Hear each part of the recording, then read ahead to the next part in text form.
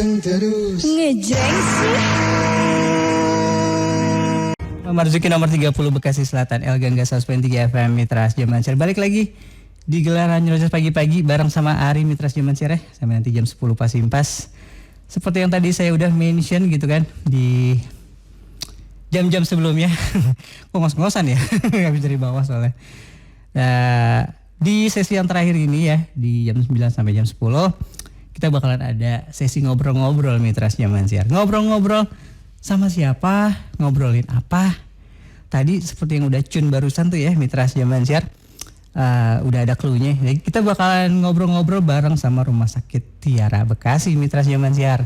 Nah di pagi hari ini bakalan banyak banget edukasi, informasi dan semuanya deh ya, yang bakalan kita share bareng sama narasumber juga Mitras Jamansyar. Dan udah hadir juga nih Mitras Jamansyar di studio yang bakalan Ari todong sama pertanyaan-pertanyaan gitu ditodong. Agak takut nggak tuh ya ditodong ya. Yang bakalan nanti saya tanya-tanya juga ya, di studio udah ada Dr. Ibu Nidia Sandi Bahana SP ya dari Rumah Sakit Tiara. Selamat pagi Bu. Selamat pagi. Apa kabarnya Bu? Baik. Sehat ya? Pagi Mitra El Gangga semuanya. Pagi. Coba dinaikin lagi Ben mikrofon ibunya. Sehat Bu ya? Sehat, alhamdulillah. Alhamdulillah. Perjalanan gimana, macet? Ramai lancar. Ramai lancar. Bu, dari Rumah Sakit Tiara nih ya berarti ya. Iya. Kita pagi ini spill dikit dulu aja deh. Saya sebenarnya udah tahu ya apa yang kita bakal bahas gitu kan di pagi. Yang kita bakal ngobrol. Kita ngobrol-ngobrol santai aja gitu kan sambil ngasih edukasi buat mitra di luar sana gitu. Kita bakalan ngomongin soal asma. Iya, betul. Ya? Betul Bang Ari. Karena kan seperti yang kita udah sama-sama tahu, beberapa waktu lalu gitu kan, kita baru aja memperingati Hari Asma Sedunia, betul gak sih Bu? Ya betul. Pada tanggal 7 Mei. 7 Mei? Ya, setiap 7 kan? Mei itu diperingati sebagai Hari Asma Sedunia. Hari Asma Sedunia tuh Mitras Jamansyar ya.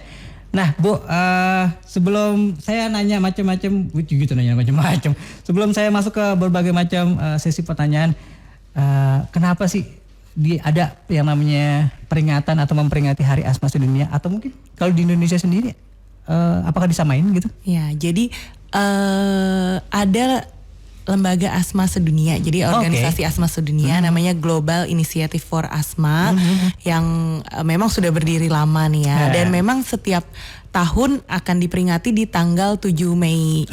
Itu sebagai Hari Asma. Nah, setiap tahun itu temanya berbeda-beda nih Bang Ari. Nah, untuk tahun ini tema dari Hari Asma Sedunia itu yang digagas oleh organisasi asma sedunia tersebut, atau kita biasanya sebutnya GINA. Oleh GINA itu adalah Asthma Education Empower, artinya mempertajam pengetahuan asma, pemahaman tentang asma, terutama sebenarnya untuk para penderita asma, para individu yang memiliki kondisi asma gitu. Kenapa sebenarnya ini penting gitu? Karena ternyata memang insiden asma di dunia tuh juga cukup tinggi gitu, terutama juga di Indonesia juga lumayan tinggi gitu. Ya seperti itu sih. Jadi karena kondisi asma itu bisa terkontrol baik dan tidak ada memberi beban pada individu yang menderitanya, tapi bisa juga berakibat berat dan mengganggu aktivitas sampai modalitas juga, negara juga terbebani kalau kondisinya nggak terkontrol gitu Bang Ari. That's why itu diperingati Hari Asma Sedunia gitu ya. Apa aja campaign-campaign yang udah dilakuin nih Bu selama digelar? Ya, kalau sejauh-jauh deh di Indonesia aja deh. Oh ya, ya mungkin yang seperti di Jabodetabek gitu ya, beberapa rumah sakit, beberapa yayasan yang aktif memang di bidang ini yang concern sama asma itu biasanya mereka menyelenggarakan penyuluhan, terus kemudian ada yang namanya senam asma. Jadi ini senam yang memang dirancang khusus terutama untuk para penderita asma ya, khususnya di Indonesia. Jadi ini udah modifikasi dari Yayasan Asma Indonesia merancang namanya senam asma. Memang dirancang khusus untuk dijalankan secara rutin oleh para penderita asma. Harapannya angka kekambuhan asmanya berkurang, kemudian kualitas hidup pasien asma juga baik gitu. Jadi mereka biasanya rutin nih, tapi begitu ada event, misalnya ada momen Hari Asma Sedunia seperti ini, biasanya lebih besar lagi diselenggarakannya gitu. Iya betul. Alright. Seperti itu Bang Ari. Siap. Nah mungkin banyak dari mitras di luar sana ya, mitras Zaman Siar di luar sana gitu kan, ya mungkin masih awam nih Bu ya. Kita langsung ke pembahasan aja deh. Emang penyakit asma sendiri itu sebenarnya penyakit apa sih Bu? Ya, jadi kalau kondisi asma itu sebenarnya adalah suatu kondisi peradangan saluran napas. Dia sifatnya kronik. Kronik itu artinya terus menerus gitu. Jadi bukan hanya muncul sekali gitu, enggak. Tapi biasanya berbulan-bulan sampai tahunan seperti itu. Nah itu menyebabkan dia saluran napasnya menyempit. Nah, saluran napas menyempit, makanya timbul gejala batuk, sesak napas, rasa berat di dada, atau napasnya bunyi, gitu. Nah, gejala-gejalanya ini biasanya kalau pasien asma dia akan timbulnya itu episodik. Jadi kadang timbul, kadang hilang, gitu ya, dengan atau tanpa pengobatan, gitu. Ya, itu biasanya asma seperti itu. Nah, berarti bisa dikatakan asma itu bukan cuma sekedar sesak napas saja ya?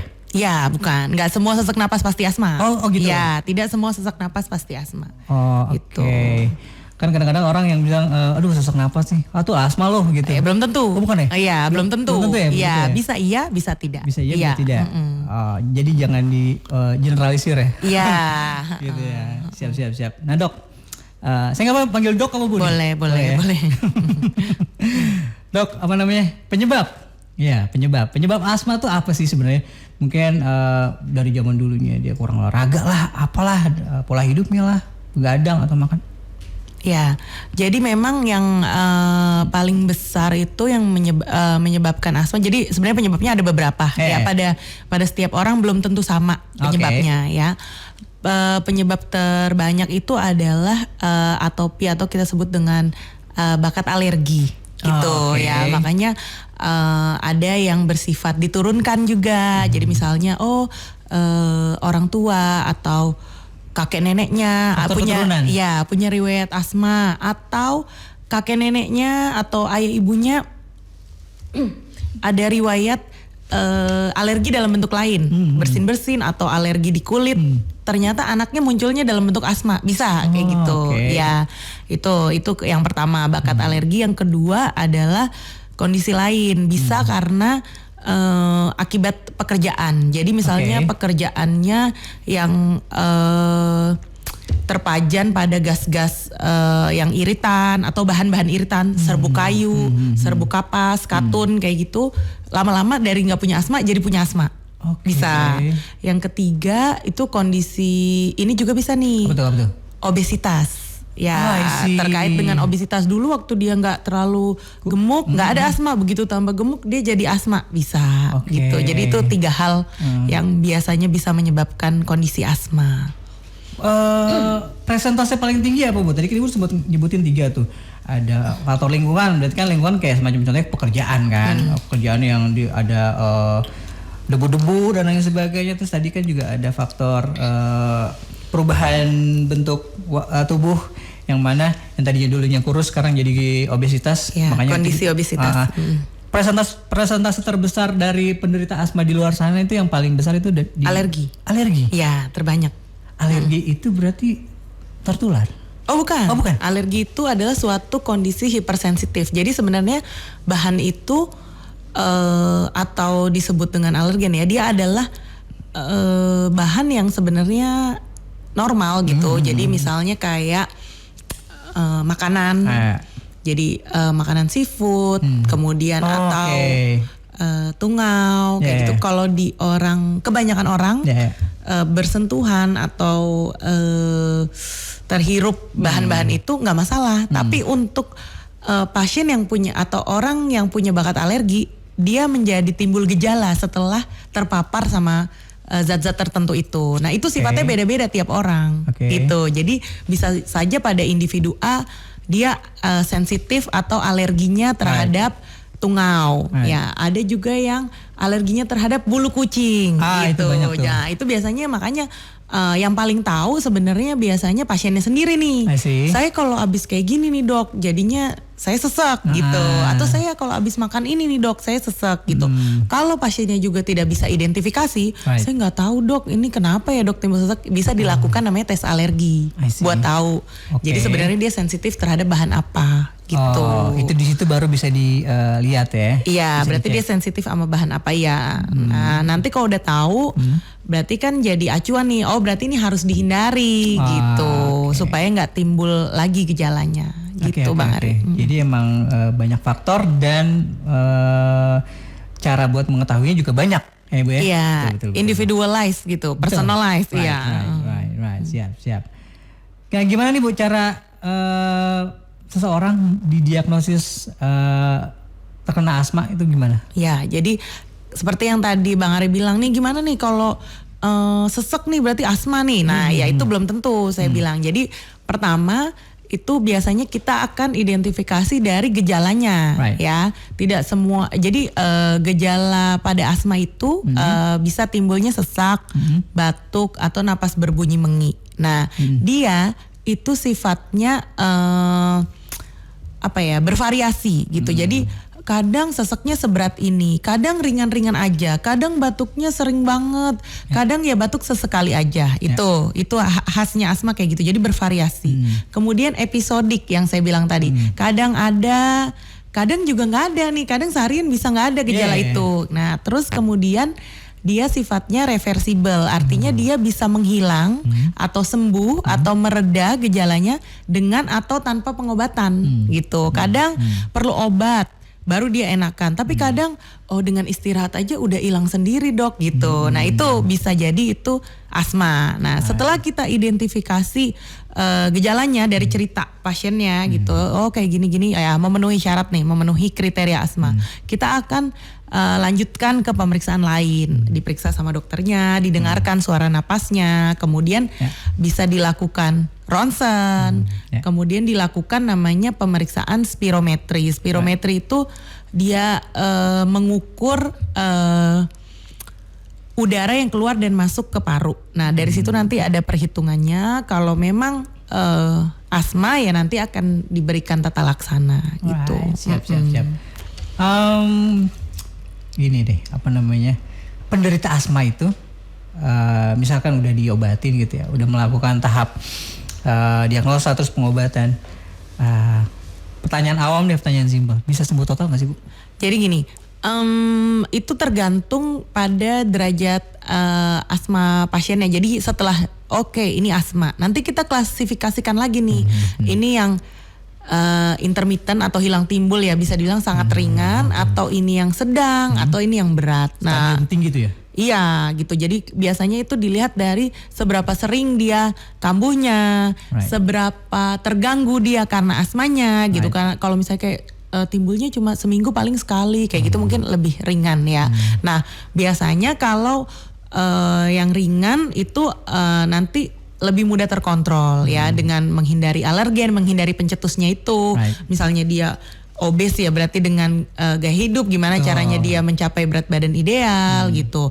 Nah terus kemudian diberikan pengontrol. Tapi kalau yang memang derajatnya sudah berat, kemudian ada penyakit lain, misalnya ya ada kondisi lain juga, itu biasanya target kita adalah terkontrol. Artinya tidak terlalu mengganggu aktivitas, tidak bolak-balik dirawat atau ke IGD gitu. Targetnya seperti itu.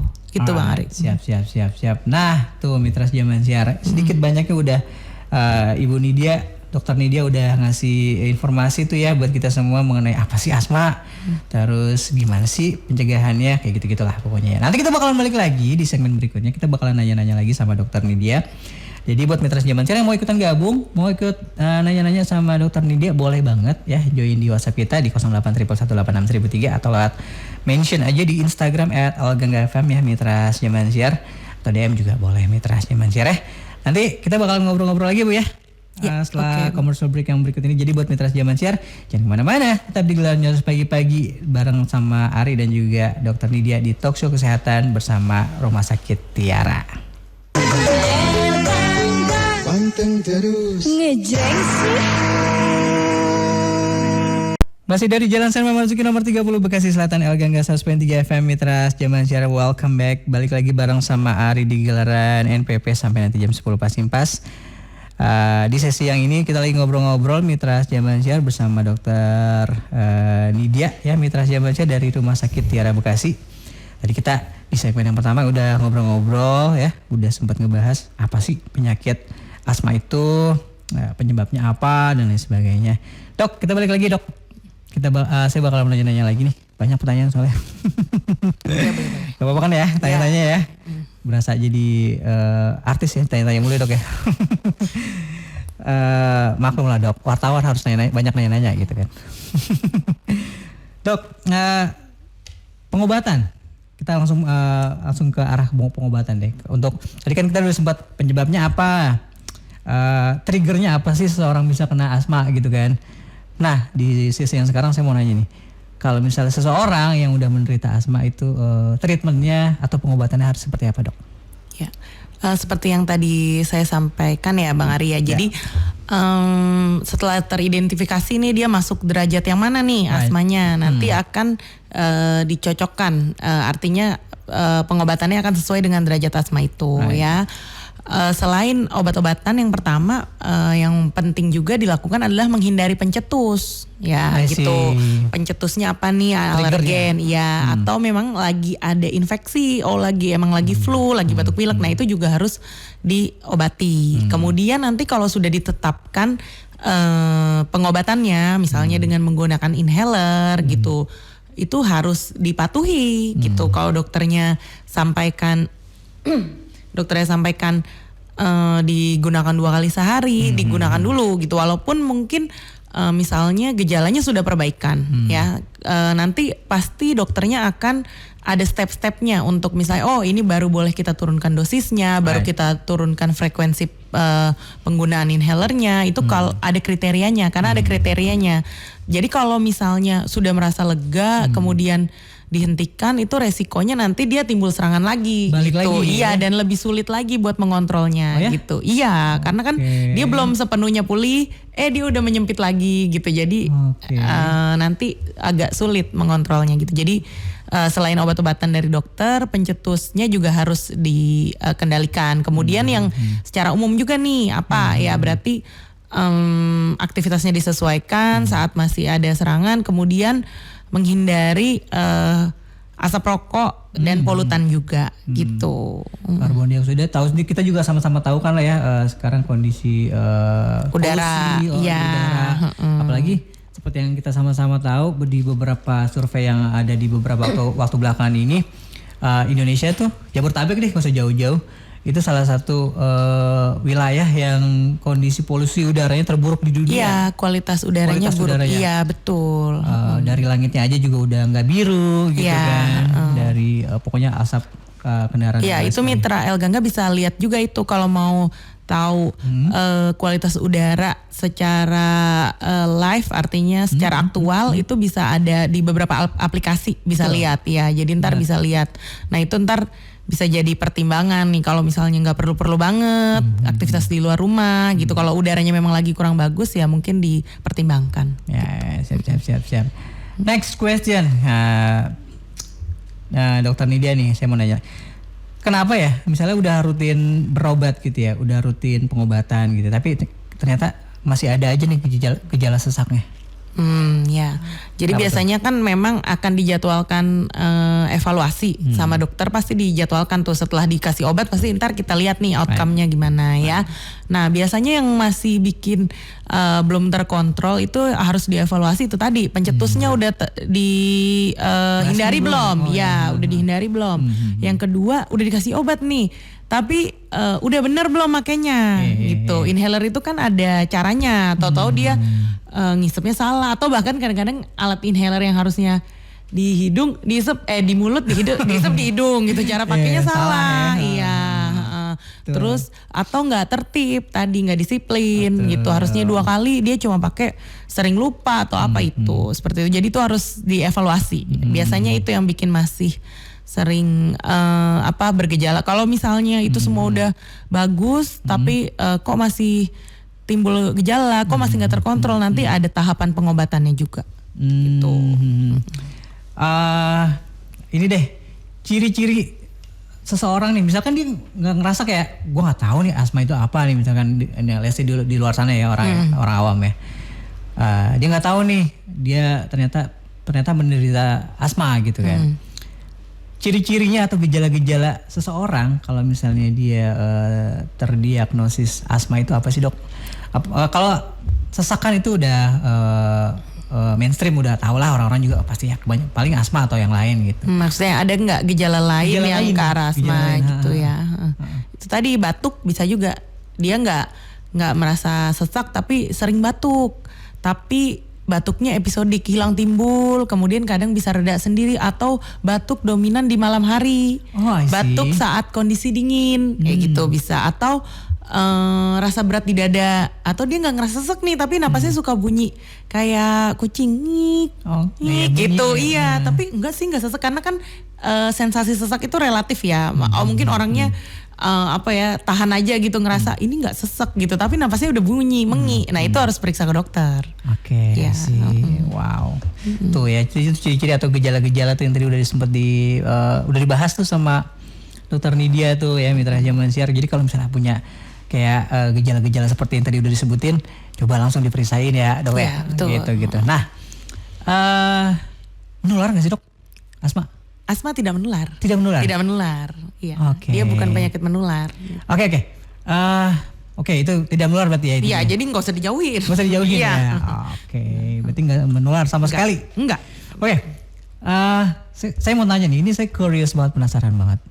Apa bedanya asma sama tuberkulosis? Oh beda. Jadi kalau asma itu kan yang ada di individu nih, yang ada di seseorangnya itu dia sensitif. Jadi kenapa dia gampang nyempit, kenapa dia kena. Kalau tuberkulosis itu justru penyakit menular. Dia penyakit peradangan paru yang disebabkan oleh kuman TBC. Nah itu menular justru. Nah dia harus diobatin dengan obat anti tuberkulosis. Justru yang harus bukan dihindarin ya, maksudnya yang bukan itu, bukan maksudnya yang menular. Itu tuberkulosis. Iya. Dan lebih bahaya mana? Sama saya udah bahaya sih. Nggak bisa dibandingkan kayak gitu. Itu kan bukan apple to apple, bukan ya. Apple, iya. Tapi yang jelas itu perbedaannya. Yang satu penyakit menular, yang satu bukan penyakit menular. Kemudian kalau asma itu dia masalahnya adalah di saluran napas. Saluran napas itu artinya pipa-pipa napas kita. Jadi mengecil berarti ya? Iya, dia mengecil, gini menyempit, makanya bunyi ngik gitu. Sedangkan kalau tuberkulosis itu dia di parunya, masalahnya di parunya. Di pusatnya berarti ya? Iya, di kantong-kantong udaranya. Iya, gitu. Lebih di bawah lagi. Kalau yang asma itu kan masih di cabang-cabang dari atas ini. Iya, betul. Ibaratnya kayak gitu, di saluran napasnya. Benar. Tadi itu kalau tuberkulosis biasanya gejala infeksinya dominan. Infeksi itu kayak demam, kemudian penurunan berat badan. Nafsu makan ya? Iya, seperti itu. Itu di asma nggak ada. Oke. Ya. Itu nggak ada tuh? Enggak, justru asma nggak gitu. Berarti bisa dikatakan asma sama tuberkulosis, ya tadi sekali lagi ini bukan apple to apple kan ya? Iya. Nggak bisa di compare gitu. Iya, betul. Bisa dikatakan nggak seberat tuberkulosis berarti ya? Ya tuberkulosis juga yang masih ringan juga ada, yang masih tahap ringan juga ada. Oke. Jadi tergantung stadiumnya sih ya? Tergantung ya terinfeksinya seluas apa, paru yang kena kayak gitu. Justru kalau di ronsen pasien asma itu bisa normal foto ronsennya, foto toraksnya itu normal. Iya, karena dia jadi kalau terkontrol baik pasien asma itu bisa seperti orang tanpa penyakit, artinya bisa aktivitas biasa tanpa hambatan. Kalau dia terkontrol baik bisa bagus gitu. Pun sama dengan tuberkulosis, saat dia sudah menyelesaikan pengobatan ya bisa beraktivitas biasa gitu. Kenapa tadi saya nanyain kayak gitu? Karena kan dari point of view orang awam aja gitu kan, tuberkulosis sama-sama sesak gitu kan. Ini kan awam ya pertanyaan awam gitu kan. Ya itu makanya tadi saya nanyain kayak begitu. Apa sih bedanya gitu? Yang paling menonjol itu tadi gejala infeksinya ada pada pasien tuberkulosis, demam, penurunan berat badan, malam-malam keringetan, gak jelas gitu kayak gitu. Right. Siap. Pencegahan. Ya. So, apabila kita emang pengen banget mencegah yang namanya kita terkena asma, ini ada di list juga kan pertanyaannya. Apa sih yang harus dilakuin sama kita nih kalau misalnya nggak pengen kena asma? Ya. Jadi kalau memang itu bakat, artinya memang atopia, jadi memang ada bakat alerginya, itu kita tidak bisa mencegah bakat itu ada di diri kita gitu. Tapi kalau memang sudah ada, jadi artinya oh iya memang saya ada bakat alergi, berarti mencegah supaya nggak terjadi serangan asma, menghindari alergennya, menghindari si pemicunya itu. Triggernya ya. Tapi untuk beberapa kondisi asma yang disebabkan sama kondisi lain selain alergi, kan ada tadi yang terkait dengan obesitas, kemudian karena pajanan kerja, ya berarti menerapkan pola hidup sehat, artinya menjaga kondisi tubuh, BMI juga di range normal, tidak sampai obes. Kemudian kalau misalnya memang obes, ya berarti diupayakan untuk mendekati normal. Terus kemudian bila memang ada kegiatan atau bekerja memang di lingkungan yang ada pajanan iritan atau gas yang polusi gitu, ya memakai APD. Kan pasti di tempat kerja ada tuh aturannya, pasti. Seperti itu. Dan kalau sudah merasakan gejala, kok jadi sering capek, sering sesek, lebih baik segera periksa. Sesegera mungkin. Iya. Harapannya kan derajatnya belum berat, jadi nggak nambah itu. Iya, gitu. Daripada ntar pas periksanya udah stadium sudah berat, ya itu jadi obatnya lebih banyak. Kemudian khawatirnya resiko sering kambuh gitu. Oke. Menarik. Jadi itu ya, sejak dini Mitra Zaman Siar ya. Nah, makanan dok, ada nggak sih makanan-makanan yang harusnya dihindari? Ini sekali lagi saya awam banget nih, makanan atau mungkin zat-zat yang harus dihindari dari seseorang penderita asma. Jadi kalau spesifik itu sebenarnya nggak ada, tapi kalau pada pasien yang memang punya bakat alergi, terutama pada alergen makanan, itu ya berarti harus dihindari sesuai yang dia sensitif. Nanti kan kalau misalnya memang sudah tes alergi, nanti akan keluar tuh hasilnya, berarti sensitif terhadap apa, misalnya udang atau mungkin protein telur kayak gitu. Nah itu yang dihindari. Tapi kalau yang lain untuk secara umum sih nggak ada harusnya ya. Pokoknya makan sehat secara umum aja ya, pengawet, pewarna ya lebih baik dihindarin, itu untuk semua jenis kondisi sebenarnya gitu. Tapi nggak spesifik untuk asma gitu. Tapi ya sebenarnya secara umum kan sebaiknya memang nggak menghindari untuk yang pengawet, pewarna, itu kan sebaiknya dibatasi. Right. Berarti juga termasuk juga itu ya, apa namanya, rokok ya? Ya betul. Penting banget tuh. Iya betul. Baik itu yang elektrik atau yang konvensional. Iya sama aja. Rokok elektrik atau konvensional tetap lebih baik dihindari. Udahlah di stop aja lah mendingan ya. Iya. Gitu. Jadi Mitra Zaman, jadi back to personal ya. Jadi nggak ada apa sih namanya, pencegahan secara spesifik. Kalau dari makanan ya? Kalau dari makanan. Iya, jadi kalau emangnya dia alerginya udang, ya berarti udang aja yang dihindari. Iya. Gitu. Kalau emangnya asma tapi udang gas terus, gas aja gitu. Iya. Makan aja ya. Iya. Alright, siap. Nanti kita balik lagi ya dok ya. Iya. Kita mau commercial break dulu. Jadi buat Mitra Zaman Siar yang mau nanya-nanya sama Dokter Nidia dari Rumah Sakit Tiara, please welcome ya. Langsung di WhatsApp-in aja di 0811861003. Masih kita tunggu pertanyaannya. Banyak sih sebenarnya yang udah pada masuk nih. Nanti di segmen terakhir deh kita baca-bacain pertanyaannya ya. Dan lewat Instagram kita juga boleh @alganga_fm, mention aja ya Mitra Zaman Siar. Jangan lupa di follow. Live streaming kita di www.radioalganga.com. Jangan kemana-mana. Ari masih terus nemenin Mitra di gelaran NPP sampai nanti jam 10 pas impas. Panteng terus. Ngejreng sih. Masih dari Jalan Sherman Marzuki nomor 30 Bekasi Selatan, El Gangga 100.3 FM Mitra Zaman Siar. Balik lagi di gelaran NPP ya. Ada talk show kesehatan bersama Rumah Sakit Tiara Mitra Zaman Siar. Tadi kita udah ngobrol-ngobrolin di 2 segmen sebelumnya bersama Dokter Nidia Sandi Bahana ya Mitra Zaman Siar dari Rumah Sakit Tiara. Ngobrolin soal penyakit asma Mitra Zaman Siar ya. Dok, Di segmen yang terakhir nih, saya masih banyak yang mau ditanya-tanya dan pertanyaan dari Mitra Jamansyir juga udah mulai banyak nih. Nggak apa-apa ya saya bacain ya? Boleh. Sebentar ya, wait. Nanti juga saya mau ngasih pertanyaan dari saya sendiri. Ada dari Mama Lia nih yang udah ikutan gabung nih. Pagi dok, mau nanya, apa sih ciri-ciri orang kena asma? Tadi udah tanyain, udah sempat dijawab ya. Apa ciri-ciri orang yang terkena asma? Banyak tuh. Sesak napas ya dok ya. Terus, apalagi dok tadi dok? Batuk, rasa berat di dada, napasnya bunyi mengi. Gitu ya, kayak kucing tuh ya. Kayak anak kucing tuh ya. Gitu. Semoga tadi udah sehubungan menjawab ya. Terus ada juga Al yang ada di Bekasi Timur juga nih. Wah ini pertanyaannya nanti ini aja deh, pertanyaan terakhir aja deh. Terus juga ada Lia di Bekasi Utara. Mau nanya nih.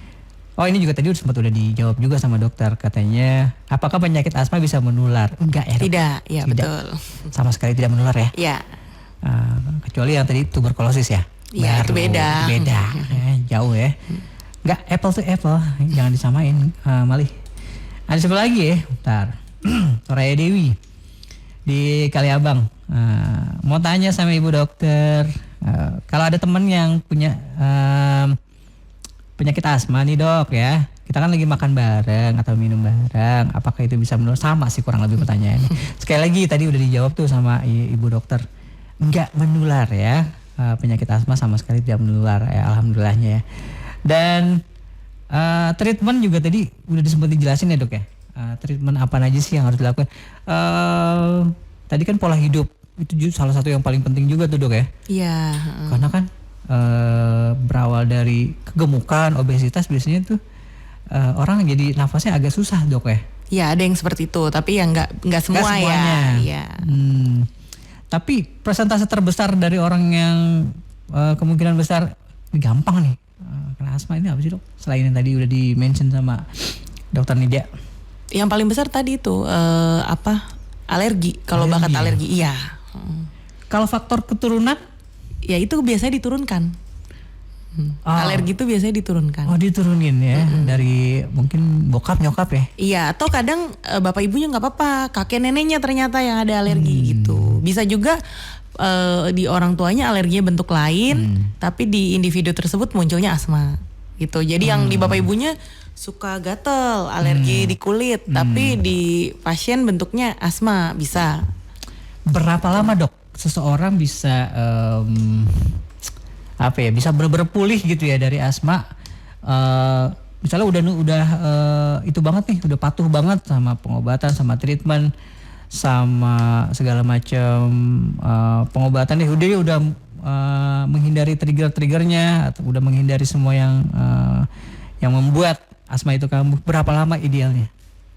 Jadi kalau misalnya memang udah patuh, terus kemudian pencetus juga sudah dihindari. Biasanya kalau pasiennya juga tidak ada penyakit lain, cukup bagus sih responnya. Biasanya hitungan hari sampai seminggu juga udah terlihat tuh perbaikan gejala gitu. Kadang 1 bulan juga bisa udah terkontrol penuh gitu. Tapi biasanya kalaupun sudah terkontrol, obatnya masih lanjut dulu. Nanti ada durasinya, kita akan menurunkan pengobatan gitu. Oh oke.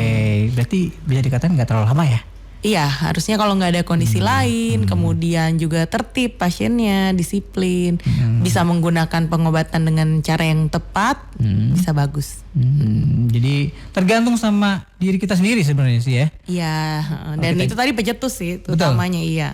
Oh, kita patuh dan menghindari itu yang namanya trigger atau pencetusnya. Iya. Cepet sih lah ya. Iya. Penyakit apapun sih ya, kalau misalnya kitanya bisa patuh sama anjuran dokter, sama obat yang dikasih, sama menghindari hal-hal yang menyebabkan hal itu terjadi. Kayaknya sih semua penyakit juga kayaknya bisa. Iya, tapi utamanya kan gini, kalau saat datang ke dokter tuh dia udah di derajat mana nih sakitnya. Ya itu, gitu. Balik lagi ke situ, betul. Jadi waktu pulihnya juga pasti sesuai dengan derajatnya waktu datang. Kalau udah berat ya mungkin butuh waktu agak lama. Betul, kemudian juga faktor pasiennya, usianya. Ya kalau lebih muda biasanya kan lebih recovery-nya lebih cepat. Tapi kalau untuk pasien-pasien lansia biasanya butuh waktu lebih lama. Oh itu dia. Jadi banyak faktornya. Gitu. Iya betul. Jadi nggak bisa ini nggak bisa kayak servis elektronik. Ini kira-kira 2 minggu deh, 2 hari dijadi. Garansinya berapa lama? Nggak bisa. Oh, gitu. Siap. Nih dijawab langsung sama Bu Dokter langsung tuh yang expert ya. Nah Dok nih sebelum kita closing mungkin ya, mungkin dikasih banyak deh program dari Rumah Sakit Tiara nih Dok. Buat mensupport mereka gitu kan di luar sana, Mitra Zaman Share, Mitra Elga enggak yang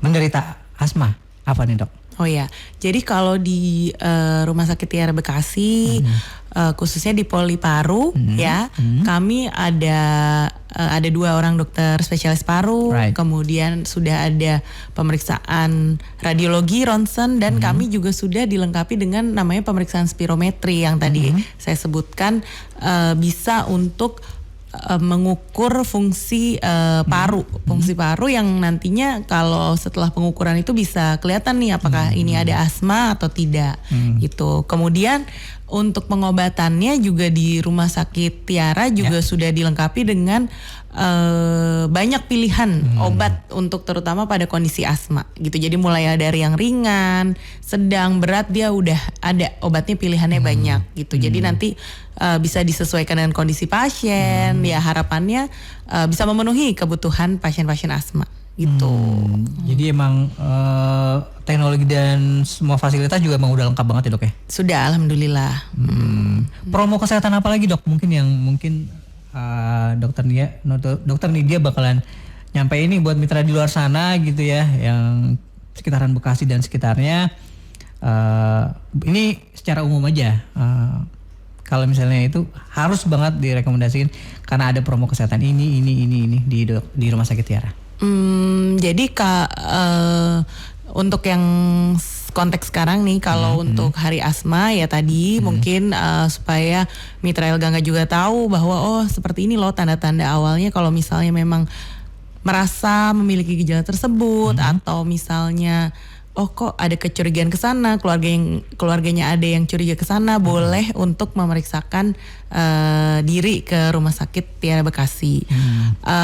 Kemudian juga Rumah Sakit Tiara Bekasi juga sekarang sudah menambah lagi kapasitas ruang rawat inapnya, jadi bisa lebih menampung kebutuhan mungkin masyarakat sekitar Mitra Elga yang butuh perawatan itu juga udah semoga lebih bisa mengakomodir gitu ya, karena ruang rawatnya udah semakin banyak sekarang. Fasilitas ruang rawat inap juga makin banyak lagi ya. Iya betul.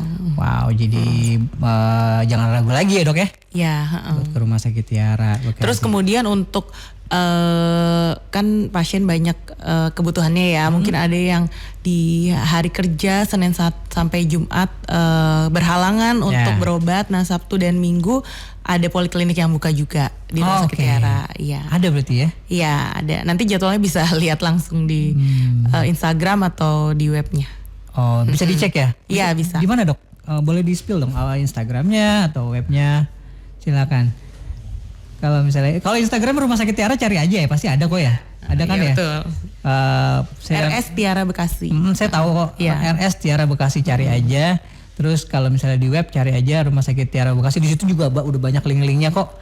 Jadi Mitra Zaman Share yang agak bingung Rumah Sakit Tiara Bekasi itu di mana dan apa, di situ cari aja, cari di Google, nanti bakalan ada link-linknya, ada websitenya di situ, bakalan tinggal klik pasti langsung ketemu. Pendaftaran juga bisa online. Bisa ya? Iya. Udah bisa ya sekarang? Udah serba gampang. Oke. Oke Dok, pesan-pesan terakhir nih Dok sebelum kita closing nih buat Mitra Elga di luar sana, Mitra Zaman Share di luar sana. Kemarin kan kita udah memperingati Hari Asma Sedunia pada tanggal 7 Mei 2024. Terus awareness-nya juga udah diingetin sama Dokter Nidia tadi di awal talk show kita. Statement closing dari Dokter Nidia. Ya. Untuk Hari Asma Sedunia 2024 dengan memperdalam pengetahuan tentang asma bagi pasien asma, harapannya penderita asma bisa terkontrol penyakitnya dan tetap memiliki kualitas hidup yang baik seperti individu lainnya yang normal gitu. Jadi mudah-mudahan hari ini semua orang di luar sana yang ngedengerin obrolan kita nih teredukasi ya, Dok ya. Iya, harapannya kayak gitu. Banyak yang orang-orang yang tadinya nggak tahu jadi tahu asma itu nular apa enggak. Akhirnya jadi dijawab sama dokter tuh enggak. Terus pengobatan seperti apa tadi udah dijelasin gitu kan. Apa aja pencetusnya atau triggernya tadi juga udah dijelasin. Makanya banyak banget manfaat dan informasi yang udah di share sama Dokter Nidia di pagi hari ini Mitra Jaman Share. Dok, thank you loh udah datang ke sini. Iya, terima kasih Bang Ari. Thank you udah mau diajak ngobrol-ngobrol. Sorry banyak banget pertanyaan gitu. Gak kan. apa-apa. Jangan bosan-bosan main ke sini. Insya Allah. Terima kasih juga buat Rumah Sakit Tiara ya, Tiara Bekasi udah diajak ngobrol ke sini. Udah selalu main ke sini. Kita ajak ngobrol-ngobrol dokter-dokternya. Kemarin juga semua udah ada tuh. Iya. Nah sekarang Dokter Nidia nih gilirannya gitu kan. Pokoknya sekali lagi sukses terus, sehat-sehat terus buat Dokter Nidia. Dan kita sampai ketemu lagi di lain kesempatan ya. Dan buat Mitra Jaman Share, terima kasih sekali lagi udah mantengin gelaran NPM. Sekalian Ari pamit ya. Jangan mana habis ini ada gelaran sembiar seperti bernyanyi. Jadi buat Mitra Jaman Share yang mau nyanyi di udara bisa banget ya. Jangan ganti-ganti frekuensinya, channelnya tetap di Algengga 103 FM ya. Akhir kata Ari pamit. Wassalamualaikum warahmatullahi wabarakatuh. Bye.